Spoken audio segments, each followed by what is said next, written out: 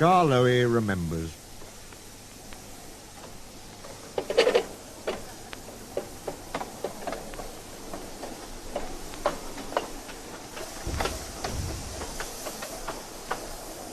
The Fat Controller had sent Edward to the works to be mended.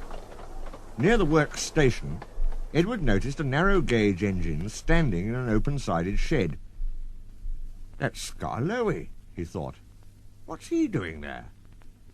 He remembered Skarloey and his brother Renius, because in the old days he had often brought passengers who wanted to travel up to the lake in their little train.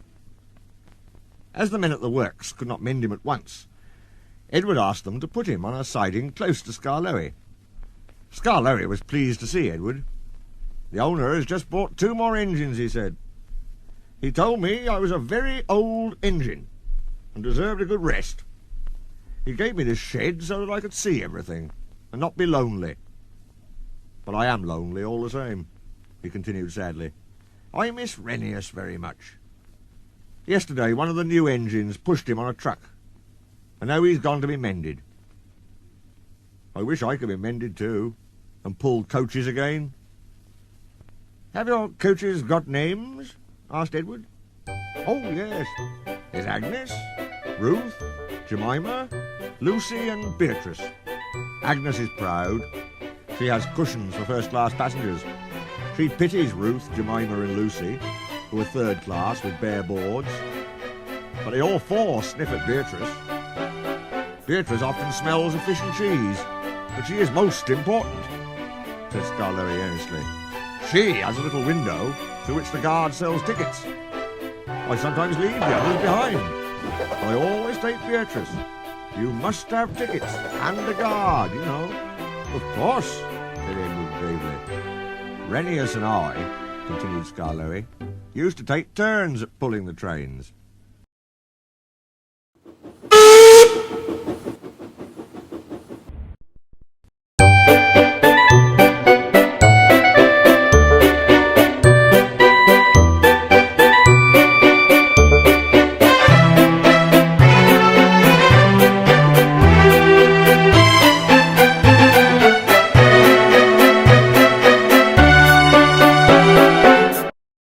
We know everybody and everybody knows us.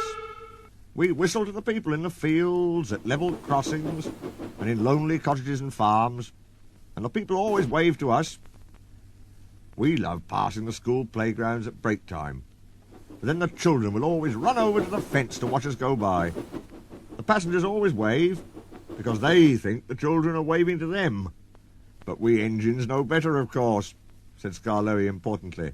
"Yes, we do indeed," agreed Edward. "We take your tourists to the lake, and then get ready to pull the train back. We enjoy the morning journey home, because then our friends from the villages come down to do their shopping. We whistle before every station, 'Peep, peep, look out!' and the people are there ready. 'Where's Mrs. Last?' asks the guard. 'She's coming!' 'Peep, peep,' we whistle, and Mrs. Last comes running onto the platform. 'We'll leave you behind one of these days, missus,' laughs our driver, but we know he never will. We stop elsewhere too, at farm crossings and stiles, where paths lead to lonely houses. Renius and I know all the places very well indeed, and our driver used to say that we would stop even if he didn't put on the brakes. Sometimes on market day, Ruth, Jemima and Lucy were so full of people that the guard would allow third-class passengers to travel in Agnes. She didn't like that at all, and would grumble, 'First-class coach, third-class people.' That made me cross. 'Shut up,' I'd say, 'or I'll bump you.' That soon stopped her rudeness to my friends."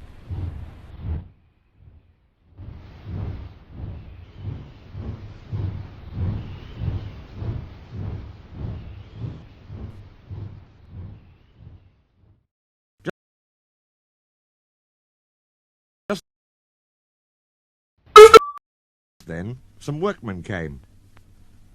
"We're going to mend you now, Edward," they said. "Come along." "Well, goodbye, Skarloey. Thank you for telling me about your railway. It's a lovely little line." "It is, it is. Thank you for talking to me, Edward." You've cheered me up. Goodbye. Skarloey watched Edward being taken back to the works. Then, shutting his eyes, he dozed in the warm afternoon sun. He smiled as he dozed, for he was dreaming, as old engines will, of happy days in the past.